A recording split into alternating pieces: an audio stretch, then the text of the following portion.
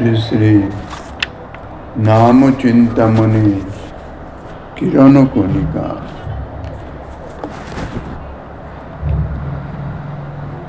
নবম প্রকাশ।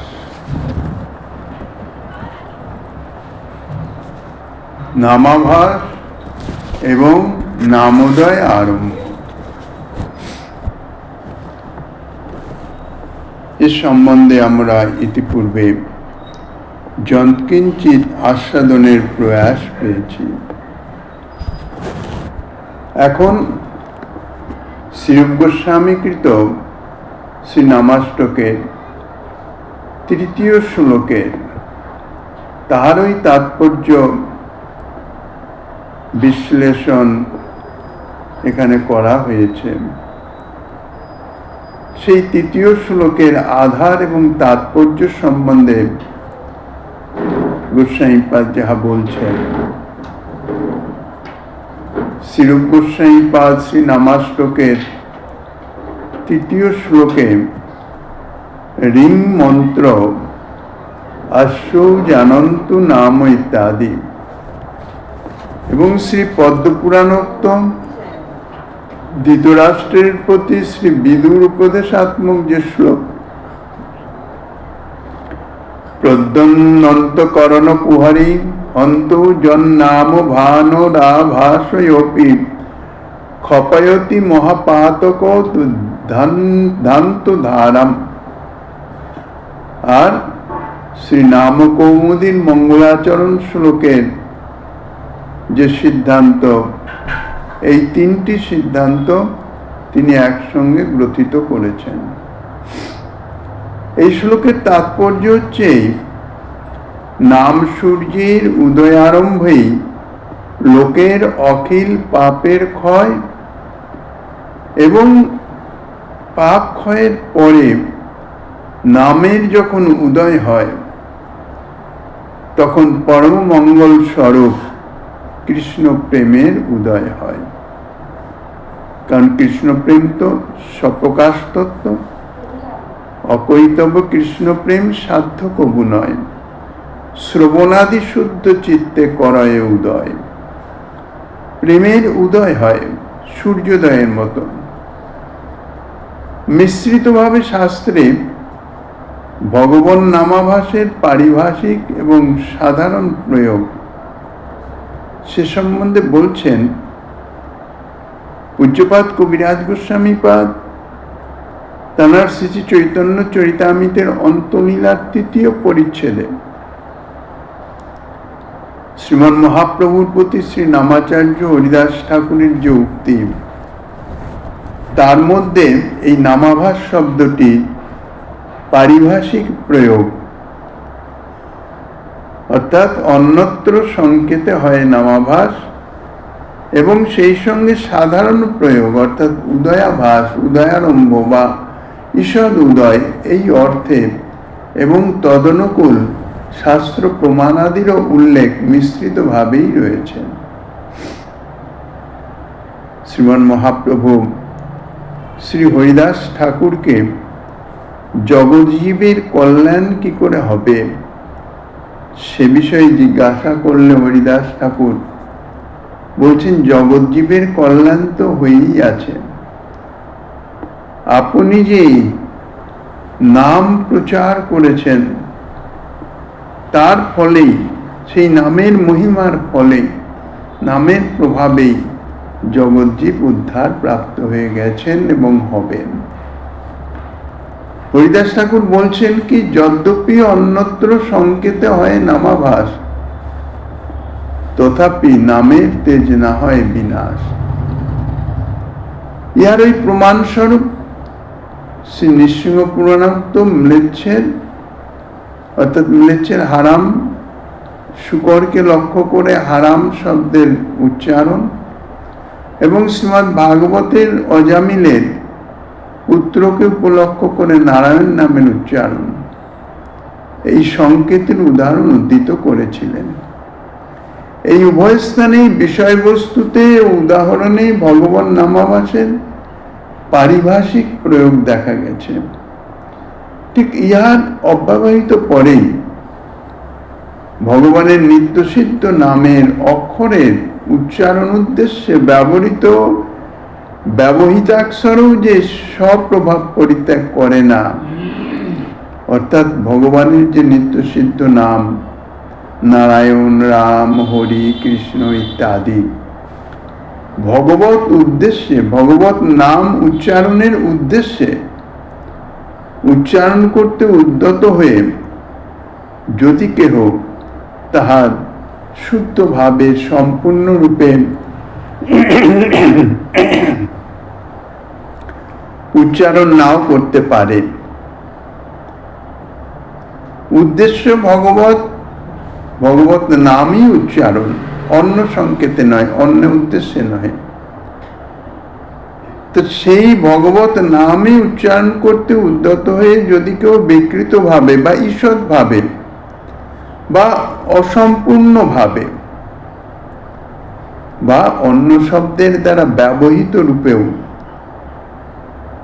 যদি উচ্চারণ করেন, যেমন দৃষ্টান্ত, নারায়ণ শব্দ উচ্চারণ করতে গিয়ে পুরো নারায়ণ উচ্চারণ করতে পারলেন না, শুধু না উচ্চারণ করলেন, বা নারা বা নারায় বা নারায়ণ বা নারু ইত্যাদি, অর্থাৎ ভগবত নামের যে অক্ষর তাহা বিদ্যমান আছে কিন্তু নামটি শুদ্ধভাবে উচ্চারিত নয়। রাম শব্দ উচ্চারণ করতে গিয়ে রামা বললেন বা রামাই বললেন বা শুধু রাই বললেন, কৃষ্ণ শব্দ উচ্চারণ করতে গিয়ে ক্রি অক্ষরের উচ্চারণ করলেন বা কানা এই শব্দ উচ্চারণ করলেন, হরি বলতে গিয়ে হইরা বা হ ইত্যাদি, অর্থাৎ নামটি শুদ্ধভাবে উচ্চারিত হলো না, বিকৃতভাবে বা ঈষৎভাবে বা অসম্পূর্ণভাবে যদি উচ্চারণ করেন, এইভাবেও যদি উচ্চারণ করেন নামকে লক্ষ্য করে, অন্য বস্তু লক্ষ্য করে নয়। হরিদাস ঠাকুর বলছেন, তথাপি সকল প্রকার পাপ, শুধু সকল প্রকার পাপ নয়, সকল প্রকার অপরাধ এবং জন্ম মরণ মালা, অর্থাৎ সংসার বন্ধন, জন্ম মরণ, এই সংসারে কর্মফল ভোগের নিমিত্ত দেহ প্রাপ্তি হয়ে জন্ম হবেই, আর জন্মগ্রহণ করলে মৃত্যু অবশ্যম্ভাবী। কেননা প্রারব্ধ ভোগের নিমিত্ত দেহ যখন প্রদান করেন, তখন সেই প্রারব্ধ ভোগ যখনই সমাপন হবে তখনই দেহত্যাগ হয়ে যাবে। কেননা এই দেহটি প্রাপ্তি হচ্ছে প্রারব্ধ ভোগের নিমিত্ত। সেটি কিন্তু সর্বজীবের ক্ষেত্রে, শুধু মনুষ্যের বলে নয়। তবে মনুষ্য জন্ম যে দুর্লভ জন্ম, সর্বশ্রেষ্ঠ জন্ম, সর্বশ্রেষ্ঠ দেহ, যাহা ভগবান কৃপা করে প্রদান করেন। অন্যান্য যত সব প্রাণী আছে, স্থাবর জঙ্গম ইত্যাদি, তাহাদের সঙ্গে মনুষ্যের তফাৎ হচ্ছে কি, মনুষ্য প্রারব্ধ ভোগ করতে করতেও যেহেতু চৈতন্য কিঞ্চিত বিকশিত চৈতন্য, আত্মা চৈতন্য স্বরূপ, কিন্তু তাহার সম্যক রূপে বিকশিত নয়, মায়ার প্রভাবে মায়ায় কবলিত হয়ে সেই চৈতন্য আবরিত হয়ে থাকে। তা মনুষ্যের মধ্যে কথঞ্চিত বিকশিত, এই জন্যে সেই অনুচৈতন্যের স্বাতন্ত্রতা হেতু মনুষ্যের নিজস্ব কর্ম করবার একটি স্বতন্ত্রতা আছে। প্রারব্ধ ভোগ তো হবেই শরীরে, কিন্তু প্রারব্ধ ভোগ করতে করতেও সে নতুন কর্ম আবার করতে পারে, সে ইচ্ছা করলে সৎকর্ম বা অসৎকর্ম। সৎকর্ম করলে তার ফলে ধীরে ধীরে সে আত্মোন্নতির পথে অগ্রসর হয়, অর্থাৎ সৎকর্ম বা অসৎকর্ম, শাস্ত্রে যাহাকে পুণ্য এবং পাপ কর্ম বলা হয়। শাস্ত্রবিহিত যে সমস্ত কর্মগুলি আছে তাহাকে পুণ্যকর্ম বলে, আর শাস্ত্র নিষিদ্ধ যে সমস্ত কর্ম তাহা হচ্ছে পাপ কর্ম। নিজের সুখ ভোগ করবার নিমিত্ত এই যে কোনো কর্ম করলেই তার ফল নতুন করে তাকে ভোগ করতে হয়। তাহা এই যে কর্ম, একে বলা হয় ক্রিয়মান কর্ম। অর্থাৎ এই দেহ প্রাপ্ত হয়ে প্রারব্ধ ভোগ তো হইতেই আছে, সেই সঙ্গে সঙ্গে নতুন কর্ম যা সৃষ্টি হচ্ছে, যা করিতেছে, কোনো মহৎ কৃপায় বা কোনো সুকৃতির বশে, যদিচ্ছাকৃত সুকৃতির বশে যদি তাহার ভগবত ভজনের ইচ্ছা হয়, ভক্তি ধর্ম গ্রহণ করেন, তখনই সে এই ভগবত নাম উচ্চারণ করতে, নাম কীর্তন করবার জন্য চেষ্টা করেন। সেই ক্ষেত্রে এইভাবেও যদি ভগবত নাম উচ্চারণ হয়, তাহলে প্রথমে তার সমস্ত পাপ দূরীভূত হয়, তারপর ধীরে ধীরে তার যত রকমের অপরাধ আছে, যদি নতুন অপরাধ আর না সে সংগঠিত করে, প্রাক্তনী অপরাধ সব ধীরে ধীরে ক্ষয়প্রাপ্ত হয়ে যায়, আর সেই সঙ্গে সঙ্গে জন্ম মরণ মালা অর্থাৎ সংসার বন্ধন থেকে উদ্ধার লাভ করে। এই যে নাম সম্পূর্ণরূপে নয়, বিকৃতভাবে বা ঈষৎভাবে বা অসম্পূর্ণভাবে বা ব্যবহৃত রূপেও যদি উচ্চারিত হয়, তাহলে তার ফলে এ জাতীয় ফল লাভ সে করতে পারে। তাহলে নামের কি জাতীয় মহিমা! এইভাবে উচ্চারিত হয়েও যদি সে সকল পাপ অপরাধ এবং জন্ম মৃত্যুর চক্র থেকে মুক্ত করে দিতে পারে, তাহলে যদি সম্যক রূপে উচ্চারণ করা হয়, শ্রদ্ধা সহকারে উচ্চারণ করা হয়, তাহলে নিশ্চয়ই আরো বিশেষ কিছু তার প্রাপ্তব্য থাকে। তাহলে সেক্ষেত্রে এই যে ফল, অর্থাৎ পাপ অপরাধ নাশ, জন্ম মৃত্যুর বন্ধন থেকে মুক্ত হওয়া, অর্থাৎ সংসার বন্ধন নাশ, এগুলি সব শ্রী নামের গৌণ ফল, ইহা মুখ্য ফল নহে। শ্রী পদ্মপুরাণের নামৈকং যস্য বাচি ইত্যাদি শ্লোকের প্রমাণে তাহা প্রদর্শিত হয়েছে। তা ঠিক পরেই নামাভাস হইতে হয় সর্বপাপ ও ক্ষয়, ইহার প্রমাণ রূপে শ্রী পদ্মপুরাণের ধৃতরাষ্ট্রের প্রতি বিদুরের উপদেশ তং নির্ব্যাজং ইত্যাদি একটি শ্লোক এবং তৎপরে নামাভাস হইতে হয় সংসারের ক্ষয়। হরিদাস ঠাকুর এই সমস্ত প্রমাণ উদ্ধৃত করে নামের মহিমা শ্রীমন মহাপ্রভুর নিকট প্রকাশ করেছেন। নামাভাস হইতে হয় সংসারের ক্ষয়, তাহার প্রমাণ স্বরূপে শ্রীমদ্ ভাগবতের নিয়মান হরের নাম অজামিল উপাখ্যানের এই শ্লোকের উদ্ধৃতি দিয়েছিলেন।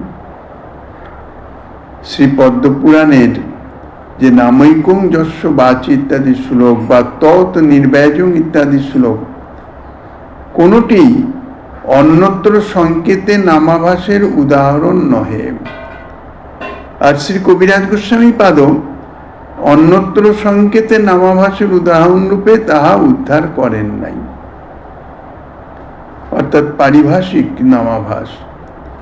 প্রথমোক্ত শ্লোকটি শুদ্ধ বর্ণ, অশুদ্ধ বর্ণ, বর্ণ ব্যবহৃত অসম্পূর্ণ নামের উচ্চারণে সর্বপাপ, সর্ব অপরাধ এবং সংসার নাশের অর্থাৎ মুক্তি, এবং দ্বিতীয় শ্লোকটিতে শ্রীকৃষ্ণ নাম সূর্যের উদয়ের আভাসেই মহাপাতক অন্ধকার রাশির বিনাশের প্রমাণ রূপেই উদ্ধার করেছেন। অন্যত্র সংকেতে নামাভাস এবং নামোদয় আরম্ভ, ইহার বৈশিষ্ট্য কি? অন্যত্র সংকেতে যে নামাভাস হয়, তাহার মুখ্য ফল পাপনাশ ও সংসার মুক্তি। আর ভগবান নামের অনুশীলন করতে গিয়ে সাধকের যে অশুদ্ধ বর্ণ বা বর্ণ ব্যবহৃত বা সম্পূর্ণ নামের বা নামের একদেশের এক অক্ষরের যে উচ্চারণ হয়, তাহার বিশেষত হচ্ছে যদি নিরপরাধে উচ্চারণ হয়, তাহারও ফল পাপনাশ, অপরাধ নাশ এবং সংসার মুক্তি।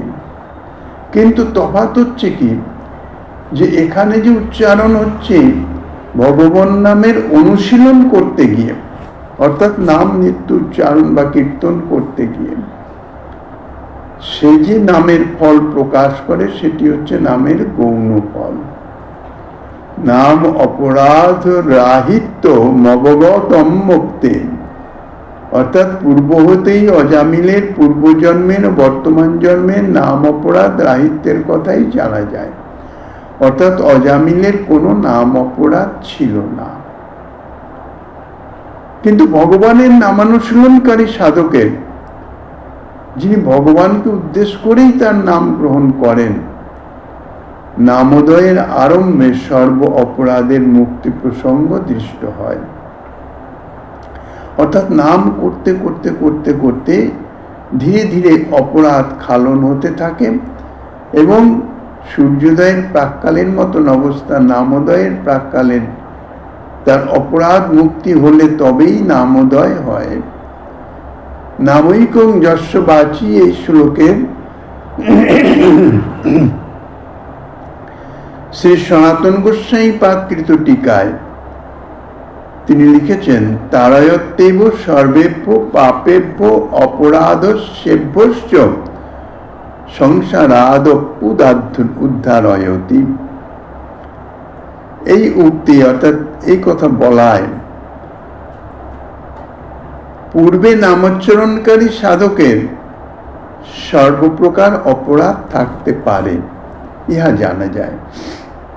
কেননা নাম গ্রহণ করিতেছেন, নাম অনুশীলন করিতেছেন, তখন তার নাম উদয় হয় নাই, তার মানে পূর্বকৃত অপরাধ তাহার বিদ্যমান আছে।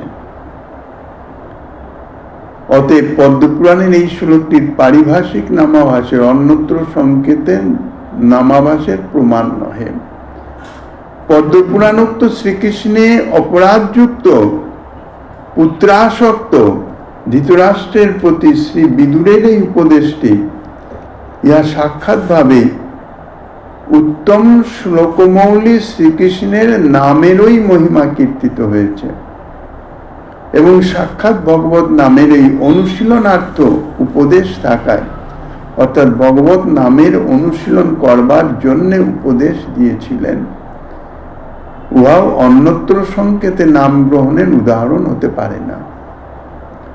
এই জন্য শ্রী ভক্তি রসামৃত সিন্ধু ধৃত তং নির্বায়জং ভজ গুণনিধিম ইত্যাদি শ্রী বিদুর উপদেশাত্মক শ্লোকের, অর্থাৎ শ্রী বিদুরের যে ধৃতরাষ্ট্রের প্রতি উপদেশ, নির্বায়জং ভজ গুণনিধিম, শ্রী ভগবানের এমন মহিমা, কাজেই তাহার নামের ভজনা করো।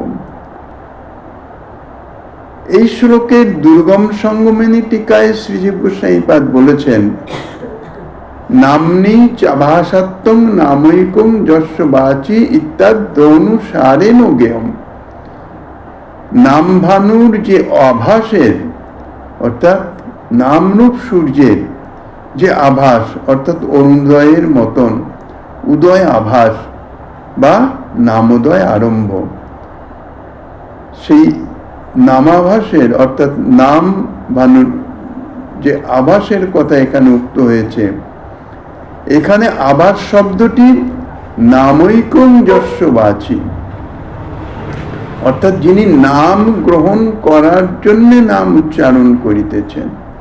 অর্থাৎ এখানে যে আভাস, অর্থাৎ সূর্যোদয়ের পূর্বে যে আভাস, নামোদয়ের পূর্বে যে আভাস, তাহা পারিভাষিক আভাস নহে। এখানে আভাস অর্থে হচ্ছে নামের অল্প বা ঈষৎ বা অসম্পূর্ণ বা অসম্যক একদেশ, অস্পষ্ট আদি অবস্থা। এই শ্লোকের এই ভক্তিসার প্রদর্শিনী টিকায় শ্রীল বিশ্বনাথ চক্রবর্তী পাদ তিনিও শ্রীজীব গোস্বামীপাদের এই সিদ্ধান্ত সমর্থন করে আরেকটু বিশদ ব্যাখ্যা করেছেন। সেটি কিরকম? যস্য নামাভাসয়পি অন্তঃকরণ কুহরে বা অন্তঃকরণ মুকুরে উদ্দংশন নাম্নি চাভাসত্তম নামৈকং যস্য বাচি ইত্যনুসারেণ জ্ঞেয়ম। অর্থাৎ যে উত্তম শ্লোক মৌলি শ্রীকৃষ্ণের নামের আভাসও অন্তঃকরণ গুহায় উদিত হয়ে এই স্থানের যে নামের আভাসত্ব নামৈকং যস্য বাচি শ্লোকের অনুসারে, অর্থাৎ নাম উচ্চারণ করার উদ্দেশ্যে যেখানে বলা হচ্ছে, অন্যত্র সংকেতে যে নামাভাস তাহা অন্তঃকরণ গহ্বরে কখনো উদিত হয় না। অন্য সংকেতে অন্য হয় নামাভাস, আর এখানে নাম উচ্চারণ নামের উদ্দেশ্যে ইহা অন্তঃকরণ গহ্বরে অর্থাৎ হৃদয় অভ্যন্তরে হৃদয়াকাশে তাহা উদিত হয়। ভগবান নামের গ্রহণকারী সাধকের হয় নিজ অন্তঃকরণ গুহায় নাম সূর্যের উদয় আভাস। তখনও উদয় হয় নাই, কেননা চিত্ত সম্যক রূপে শুদ্ধ হয় নাই, কিন্তু চিত্তের যে মলিনতা পাপ অপরাধ ইত্যাদি তা অধিকাংশই দূরীভূত হয়ে গেছে। যেমন একটি দর্পণ বহুকালের ময়লা আচ্ছাদন থাকলে তাহা মার্জন করতে থাকলে যখন পরিষ্কৃত হতে থাকে, সম্পূর্ণ পরিষ্কার হওয়ার আগেই তাহাতে আবছা আবছা যেমন প্রতিবিম্ব প্রতিফলিত হয়, ঠিক সেই রকম অন্তঃকরণ কুহরে শব্দটি এই শ্লোকোক্ত নামাভাস যে অন্য সংকেতে নামাভাস নহে, পরন্তু নাম সূর্যের উদয় আভাস বা উদয় আরম্ভ তাহাই জ্ঞাপন করিতেছে বা তাহাই প্রকাশ করিতেছে। শাস্ত্রে যেরূপ প্রকাশ বিলাসাদি শব্দের পারিভাষিক প্রয়োগ এবং অন্যরূপ অর্থাৎ সাধারণ প্রয়োগ তাহা দেখা যায়, সেই রকম নামাভাস শব্দেরও পারিভাষিক প্রয়োগ অর্থাৎ অন্যত্র সংকেতে, আর সাধারণ প্রয়োগ অর্থাৎ নাম করতে করতে যে নামের অস্ফুষ্ট অর্থাৎ অল্প প্রকাশ তাহা দেখা যায়। একই শাস্ত্রে তাহা পাওয়া যায়। শ্রী চৈতন্য চরিতামৃতে দেখা যায় শ্রীমন মহাপ্রভু যখন বারাণসীতে সুবুদ্ধিরায় গিয়েছিলেন, তাহার যে জাতিনাশ করা হয়েছে সেই জাতিনাশের প্রায়শ্চিত্তের নিমিত্ত, তা সেখানে কাশীর পণ্ডিতগণ শাস্ত্র আদি দেখে তাহাকে বলেছিলেন তপ্ত ঘৃত পানে প্রাণত্যাগ। কিন্তু সুবুদ্ধি রায় পূর্ব থেকেই একটু ভক্তি ভাবাপন্ন ছিলেন, ভগবত ভজনে অনুরক্ত ছিলেন, অর্থাৎ আকাঙ্ক্ষা ছিল, তাই এই সিদ্ধান্ত তিনি মানতে পারলেন না। অর্থাৎ যে কর্মের দ্বারা ভগবত ভজন হবে না, ভগবত ভজনের বিঘ্ন হবে, কারণ দেহত্যাগ হয়ে গেলে তো ভগবত ভজনই হলো না, সেই কর্ম কখনো ভজনোন্মুখগণ তাহারা স্বীকার করেন না। তা শাস্ত্র বিধি অনুযায়ী হলেও, কেননা শাস্ত্রবিধিতে যে ধর্মের কথা বলা হয় তাহা হচ্ছে সাধারণ ধর্ম, আর ভগবত ভজন তাহা হইতেছে পরম ধর্ম, যার দৃষ্টান্ত দেখা যায় যযাতি মহারাজ যখন শুক্রাচার্যের দ্বারা শাপ প্রাপ্ত হলেন, জরা প্রাপ্ত হলেন, কিন্তু তখনও তাহার তো বার্ধক্য আসে নাই, পৌর অবস্থাও আসে নাই, যৌবন বিদ্যমান, ভোগবাসনার সম্যক রূপে বিদ্যমান, অন্তরে ভোগবাসনা বিদ্যমান আছে, কিন্তু হঠাৎ যদি শারীরিক অসমর্থতা এসে যায়, সে এক যন্ত্রণাদায়ক অবস্থা। যযাতি মহারাজ যখন কাতর অনুনয় বিনয় করতে লাগলেন তখন শুক্রাচার্য তাকে বললেন, ঠিক আছে, কেননা শাপবাণী অর্থাৎ শাপ বাক্য, ঋষি বাক্য, মুনি বাক্য একবার তাহা বহির্গত হয়ে গেলে আর তো ফেরানো যায় না। সেটা শুধু শাপ বাক্যের কথা নয়, বাক্য সম্বন্ধেই কথা বলা যায়।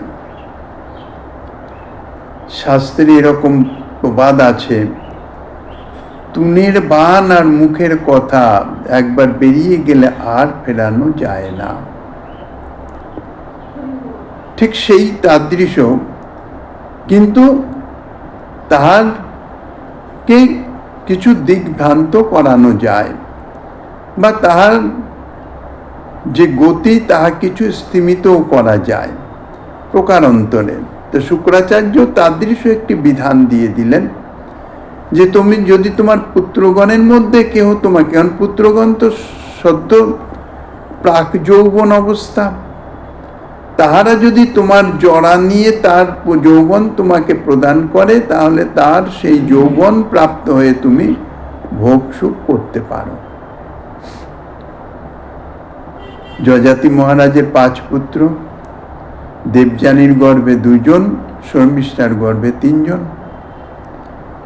প্রথম যে পুত্র দেবযানীর গর্ভে যদু মহারাজ, তিনি ভক্তি পরায়ণ। যখন যযাতি মহারাজ তাহাকে বলেন পিতৃবাক্য অবশ্য পালনীয়, পিতার সেবা করা একান্ত কর্তব্য, এগুলো শাস্ত্রের মর্ম কথা। পিতৃমাতৃ গুরুজন বাক্য বিচারণীয় নয়, বিচার করার নয়, তাহা অবশ্য পালনীয়। কিন্তু যদু মহারাজ দেখলেন যে এই দুর্লভ জন্ম ভগবত ভজনের নিমিত্ত, অর্থাৎ পরম ধর্ম আচরণ করবার জন্যে। পরম ধর্ম আচরণ করতে গিয়ে যদি সাধারণ ধর্ম ত্যাগ হয়ে যায়, তাহাতে ক্ষতি হয় না। কেননা জীবের এই মনুষ্য দেহ প্রাপ্তি মুখ্য উদ্দেশ্য ভগবান কৃপা করে দিয়েছেন এই পরম ধর্ম যাজন করবার জন্যে। কিন্তু এই পরম ধর্ম যাজন করা যে একান্ত কর্তব্য, এই বোধোদয়ের নিমিত্ত মায়ামুগ্ধ জীবের প্রথমে শাস্ত্র ধর্ম অর্থাৎ সাধারণ ধর্ম অবশ্যই পালন করা উচিত। তাহলে ধীরে ধীরে ধীরে ধীরে চিত্তের যে পাপ ইত্যাদি দূরীভূত হয়ে, চিত্তের যে অজ্ঞানন্ধকার ইত্যাদি দূরীভূত হয়ে সাধারণ ধর্ম থেকে উন্নীত হয়ে পরম ধর্মে সে উন্নীত হতে পারে। কিন্তু যে পরম ধর্মে পৌঁছে গেছে, অর্থাৎ পরম ধর্ম করবার জন্য যে আকাঙ্ক্ষিত লালসান্বিত, তাহার তখন আর এই সাধারণ ধর্ম পালন অপালনের কোনো অপেক্ষা থাকে না। যদু মহারাজ তাই পিতার আদেশ অর্থাৎ বাক্য লঙ্ঘন করলেন, গ্রহণ করলেন না পিতার জরা। তাহাতে তার বাস্তবিক কোনো অপরাধ হয় নাই, বরঞ্চ সেই যদু বংশের স্বয়ং ভগবান শ্রীকৃষ্ণ তিনি অবতীর্ণ হয়েছিলেন। তো ঠিক সেই রকম সুবুদ্ধি রায় অপেক্ষা করছেন যে তাদৃশ কোনো পরম ধর্ম পরায়ণ ভক্তজনের নিকটে বিধান জিজ্ঞাসা করবেন। সাধারণত বিধান যদি কিছু নিতে হয়, তাহলে নিজের থেকে শ্রেষ্ঠ জনের নিকট থেকেই বিধান নিতে হয়, বা স্বধর্ম অবলম্বী স্বভাবাপন্ন। তো সুবুদ্ধি রায় প্রথমে এসে যেসব পণ্ডিতগণের কাছে জিজ্ঞাসা করেছিলেন, তাহারা পরম ধর্ম অবলম্বী নয়, তাহারা সাধারণ ধর্ম অবলম্বী। কাজেই তাহারা শাস্ত্র বিধান দিয়ে দিয়েছেন। পরম ধর্ম অবলম্বী তাদৃশ সুবুদ্ধি রায়ের দৃষ্টিতে তখন আসে নাই কাশীতে। তিনি অপেক্ষা করছেন যদি কাউকে পান, এই জন্যে পণ্ডিতগণের বিধান তিনি মানলেন না। যখন মহাপ্রভু এসে উপস্থিত হলেন, মহাপ্রভুর এতাদৃশ গুণগ্রাম ইত্যাদি দেখে সুবুদ্ধি রায় মহাপ্রভুর চরণে শরণ নিলেন, সমস্ত কথা বললেন। তখন মহাপ্রভু তাহাকে বলেছিলেন, তুমি এখান থেকে বৃন্দাবনে চলে যাও আর কৃষ্ণ নাম করো। তার ফলে কি হবে? বলেছেন, এক নামাভাসে তোমার পাপ দোষ যাবে, আর নাম লইতে কৃষ্ণ চরণ পাইবে। আর কৃষ্ণ নাম লইতে কৃষ্ণ স্থানে স্থিতি মহাপাতকের হয় এই প্রায়শ্চিত্ত। যদি কেউ মহাপাতকীয় হয়, তার প্রায়শ্চিত্ত, সর্বশ্রেষ্ঠ প্রায়শ্চিত্ত হচ্ছে কৃষ্ণ নাম গ্রহণ। এখানে প্রথমে যে প্রভু বললেন এক নামাভাসে তোমার পাপ দোষ যাবে, এখানে এই যে নামাভাস, এই নামাভাস কিন্তু পারিভাষিক নামাভাস নয়, অন্যত্র সংকেতে নামাভাস নয়। সাক্ষাৎ ভগবান শ্রীকৃষ্ণের আবাহক যে নাম, সেই নামেরই ঈষৎ একদেশ বা সকৃত উচ্চারণ বোধক। শ্রীকৃষ্ণ নাম সকৃত অর্থাৎ সম্যক রূপে উচ্চারণের তিনি চেষ্টা করছেন, কিন্তু যদি পাপ ইত্যাদি থাকে তাহলে সেই নাম সম্যক রূপে উচ্চারিত হন না। এই যে উচ্চারণের চেষ্টা, আকাঙ্ক্ষা, ইহাকেই নামাভাস রূপে বলছেন। পাপ রাশি দহে নামাভাসেই তোমার, অর্থাৎ ভগবানের নামের আভাসেই, অর্থাৎ নাম উচ্চারণের চেষ্টাতেই, তার সম্যক রূপে নাম উচ্চারণ হচ্ছে না, তাহাতেই তাহার যে পাপ, তাহা সমস্ত দগ্ধীভূত হয়ে যাবে। তারপরেই বলছেন, তোমার নাম লইয়া তোমার করিল নিন্দন, সেই নাম হইল তার মুক্তির কারণ। এখানেও নামাভাসের কথা। এখানে যে যেমন শিশুপাল, কংস ইত্যাদি, তাহারা সদাসর্বদাই শিশুপাল নিরন্তর শ্রীকৃষ্ণের নিন্দা করে গেছেন, শ্রীকৃষ্ণের নাম নিয়েই নিন্দা করেছেন, নানাবিধ নাম নিয়ে, কিন্তু সে সাক্ষাৎ শ্রীকৃষ্ণের নাম নিয়ে শ্রীকৃষ্ণকে উদ্দেশ্য করেই নিন্দা করেছে। তার ফলে কি হয়েছে? তার নামাভাস হয়েছে, আর সেই নামাভাসের ফলেই তার পাপ আদি দূরীভূত হয়ে তাকে মুক্তি পর্যন্ত প্রাপ্ত করিয়ে দিয়েছে।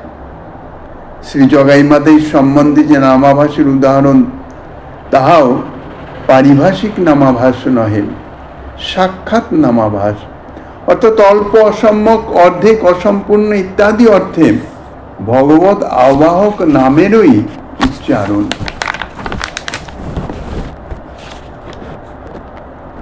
মদ বিষয়া ভক্তি রুদ্রবৈনাং শ্রীকৃষ্ণ সহ। এই শ্লোকের বিষয়ে ক্রমসন্দর্ভ টিকাতে বলেছেন, ইতি পদ্মং নামাভাসাদে সর্বপাপক সয়কারিত্ব প্রসিদ্ধে তৎপরম। আর শ্রীল বিশ্বনাথ চক্রবর্তী পাত এই শ্লোকের টিকাতে বলেছেন, খুত পতন প্রক্ষলন আদিষু বিবশ সক্রিন নামাভিগৃহ্ণন পুরুষ কর্মবন্ধন ময়না বিধুনতি। আর এই শ্লোকের সারার্থ দর্শনী টিকাতে বলেছেন, নামাভাস অপি সুকৃতিভির দুর্বারং কর্মবন্ধনম অপি অনায়াসে নৈব ধ্বংসয়তি। অর্থাৎ সকলেই এই নামাভাসের, অর্থাৎ সাধারণ নামাভাস, নাম করতে গিয়ে যে নামাভাস, তার ফল সম্বন্ধে বলেছেন। এখন সংকেত, পরিহাস, স্তব এবং ইলার মধ্যে অন্যত্র সংকেতের স্থলেই পারিভাষিক নামাভাস হয়। শ্রীমদ্ ভাগবতে অজামিল উপাখ্যানে শ্রী বিষ্ণুদূতগণ যমদূতগণকে বলেছিলেন, যমদূতগণ প্রশ্ন করেছিলেন যে অজামিল মহাপাপী, এ তো এ পর্যন্ত কোনো প্রায়শ্চিত্তও করেন নাই, তাহলে তার পাপ নাশ হলো কি করে? তাহার উত্তরেই বিষ্ণুদূতগণ বলেছিলেন, সে ভগবত নাম উচ্চারণ করেছে, নারায়ণ নাম উচ্চারণ করেছে। বলছে সে তো ভগবত উদ্দেশ্যে নয়, ভগবত নাম সম্বন্ধে সে তার কোনো ধারণাও নাই, জ্ঞানও নাই, সে তো তার পুত্রকে উদ্দেশ্য করে বলেছে, তাহলে কি করে প্রায়শ্চিত্ত হয়? তখন বিষ্ণুদূতগণ এই শ্লোকের উদ্ধৃতি দেন, সাঙ্কেত্যং পারিহাস্যং বা স্তবং হেলনমেব বা বৈকুণ্ঠ নাম গ্রহণ মশেষ আঘহরং বিধ। সংকেতে হোক, পরিহাসে হোক, বা স্তবের মাধ্যমে বা হেলার সহিত অবহেলার মাধ্যমে যদি ভগবত নাম উচ্চারিত হয় অন্যত্র সংকেতে, তাহলে তাহা অশেষ পাপ রাশিকে বিনাশ করে। শ্রী বিশ্বনাথ চক্রবর্তী পাদ তিনি বলছেন, সাঙ্কেতং পুত্রাদৌ সংকেতং স্বার্থী সর্বত্র তৃতীয়ার্থে প্রথমার সংকেতাদিভির নিত্যর্থ। অন্য বস্তুতে সংকেতের দ্বারাও, পরিহাসের দ্বারাও, গীতা লাপাদি পরিপূরণের দ্বারাও, হেলায় শ্রীবিষ্ণুর নাম উচ্চারণে অশেষ বাসনা পর্যন্ত সর্বপাপের নাশ হয়। সংকেতং ননু অয়ং পুত্র নাম গ্রহীত ন তু ভগবন নাম অত্রাহু সংকেতং পুত্রাদৌ সংকেতিতং। শ্রীধর সাইপাদ এই সংকেত শব্দের টিকাতে কথা বলেছেন। অজামিল তো নারায়ণ নাম পুত্রেরই নাম গ্রহণ করেছিলেন, তিনি তো লক্ষ্মীপতি ভগবানের নাম গ্রহণ করেন নাই। ইহার উত্তরে বলছেন, পুত্রাদিতে সংকেতিত হলেন পণ্ডিতগণ বৈকুণ্ঠ নামাক্ষর উচ্চারণকে অশেষ বাসনা পর্যন্ত পাপ বিনাশক বলেই জানেন। পূর্বে বলা হয়েছে, শ্রীধর স্বামীপাদ অন্যত্র টিকাতে বলেছেন, নারায়ণ আয় আগচ্ছ ইত্যেবং বিক্রোশ রূপেণ পুত্র আভয়নেন তস্মাৎ শ্রী নারায়ণ নামা ভাস মাত্রেনৈব সর্বাগ নিষ্কৃতং কৃতং স্যাদিতি। অর্থাৎ নারায়ণ আয়, এই যে আহ্বান করেছেন পুত্রকে, আমার নিকটে আইসো, এইরূপভাবে পুত্রকে লক্ষ্য করে যে নারায়ণায় বলেছেন, এই শ্রী নারায়ণ নামাভাস প্রভাবে পাপী অজামিলের শুধু এই জন্মের কথা, অনেক জন্ম সঞ্চিত, অর্থাৎ পূর্ব জন্মের সঞ্চিত যত পাপ রাশি, যাহার ফলভোগ শুরুই হয় নাই, সেই সমস্ত পাপের নিশ্চয়ই প্রায়শ্চিত্ত হয়ে গেছেন। শ্রী স্বামীপাদ বলেছেন, অজামিল পুত্রং বিক্রুশ্য ন তো হরিং মুক্তিমবাপ ন ত্বঘন নির্হন মাত্রম অত নামাভাসে নাপি সর্বপাপক্ষয় দেব তত্ত্বম। অজামিল মহাপাতকী হয়েও নারায়ণী শব্দ উচ্চারণ করে, তাহা কিন্তু সম্যক কীর্তন করে নহে, অর্থাৎ ভগবত অবতার সম্বন্ধী গুণ কর্মক মাধুরী বিশিষ্ট নাম বিশেষ সম্যক রূপে কীর্তন যে তাহা নহে, ইহা পুত্র উপলক্ষে ন তবতার সম্বন্ধী গুণ কর্ম মাধুরী বিশিষ্ট নাম বিশেষং সম্যক কীর্তয়িতা তত্র চ পুত্রং বিক্রুশ্য ন তু হরিম। অর্থাৎ পুত্রকে উপলক্ষ করে, ভগবান হরিকে নহে, নারায়ণ শব্দ পুত্রকে আহ্বান করে, হরিকে আহ্বান করে নয়, তিনি মুক্তি লাভ করেছিলেন। শ্রীধর সাইপাতে এই সকল ব্যাখ্যা থেকে জানা যায় যে অন্যকে লক্ষ্য করে, অন্যকে অর্থাৎ ভগবত ব্যতীত অন্য বস্তু, নকল বস্তুকে লক্ষ্য করে, হরিকে লক্ষ্য না করে ভগবত নামাক্ষর যদি উচ্চারিত হয় গ্রহণ, তাহার নামাভাস এবং উহার ফল পাপাদির নাশ এবং সংসার থেকে মুক্তি লাভ পর্যন্ত। এই জন্যই বলেছেন নামাভাসে মুক্তি লাভ হয়। দ্বিতীয় যে শব্দটি বলেছেন পরিহাসম, পরিহাস্যম পরিহাসেন কৃতম। শ্রীধর সাইপাদ টিকাতে বলেছেন, পরিহাসের সহিত উচ্চারিত ভগবান নাম। শ্রী সনাতন গোস্বামীপাদ শ্রী হরিভক্তি বিলাসের টিকায় লিখেছেন, পরিহাস নর্ম উপহাস তিরস্কার। অর্থাৎ পরিহাস শব্দের নর্মোক্তি, খেলা করবার জন্যে বা আনন্দ লাভের জন্য যে ঠাট্টা তামাশা করা হয় তাকেই সাধারণত আমরা পরিহাস বলি। আর উপহাস শব্দে তিরস্কার বোঝায়। তিরস্কার করার নিমিত্ত যে শব্দ প্রয়োগ করা হয় তাহাকে বলে উপহাস। উপহাস করছো। শ্রীজীব গোস্বামী পাদ এই পরিহাস ও উপহাস শব্দের পার্থক্য বিচার করে লিখেছেন, পরিহাস অন্যত্র প্রীতিগর্ভ মন্য পরিভব বচনং নতু নিন্দা গর্ভম। পরিহাসটি হচ্ছে নর্মালাপ, নিন্দা সূচক নহে, বরঞ্চ আনন্দ সূচক। ঠাট্টা ইত্যাদি মাধ্যমে আনন্দ লাভের নিমিত্ত। এর মধ্যে কোনো তিরস্কার ভাব নাই, কোনো নিন্দার ভাব নাই। তাই বলছেন নতু নিন্দা গর্ভম তত্ত্বপহাস এবচ্যতে তস্মান নর্মপদ বলকং যৎকিঞ্চিৎ ভগবান নামোক্তম ইত্যর্থ। এখানে পরিহাস বলতে অন্তরে প্রীতিযুক্ত অন্যের পরাজয় সূচক বাক্য, উহা নিন্দা ব্যঞ্জক বাক্য নহে। নিন্দাগর্ভ যে বাক্য প্রয়োগ হবে তাহাকে বলা হয় উপহাস।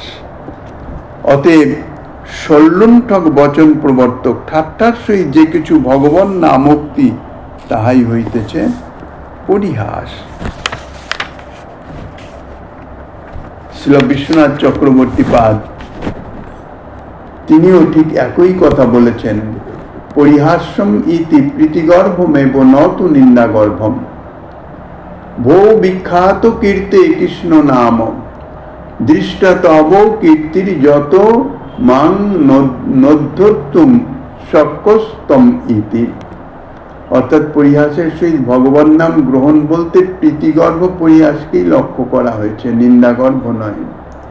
যেমন কাউকে লক্ষ্য করে কারোর সক্য ভাবাপন্ন কেউ বলছেন, হে বিখ্যাত কীর্তি কৃষ্ণ নাম, তোমার কীর্তি দেখা গিয়েছে, যেহেতু তুমি আমাকে উদ্ধার করিতে পারিতেছ না। এখানে কৃষ্ণ নাম জীবকে উদ্ধার করতে অসমর্থ, অথচ তাহার অতিস্তুতি জগতে প্রচারিত আছে। এইরূপ অর্থবাদমূলক নিন্দা বা নামমাত্র শুনে নামের প্রতি অপ্রীতিব্যঞ্জক নিন্দা বাক্য প্রয়োগ করা হয় নাই।